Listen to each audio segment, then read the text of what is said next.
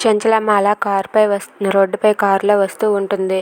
ఇంతలో అదే రోడ్డు పైన అక్కడ విజయమ్మ, కేశవ అయితే మాట్లాడుతూ ఉంటారు. అది చూసి చెంచలమ్మ అయితే కారు దిగి అక్కడ నిలబడి చూస్తూ ఉంటుంది. ఇక లోపల కారులో ఉన్న చంటి వాళ్ళ అమ్మను వదిలేసి విజయమ్మ అయితే కేశవతో ఇలా మాట్లాడుతూ ఉంటుంది. ఏంటి అన్నయ్య, ఎక్కడికి వెళ్తున్నారు అని చెప్పి అంటూ ఉంటుంది.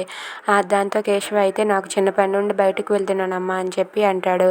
అక్కడ ఉన్న విజయమ్మ అయితే ఏంటి 25 ఏళ్ల క్రితం ఏదో మర్చిపోయిన పనా అని చెప్పి అడుగుతూ ఉంటుంది.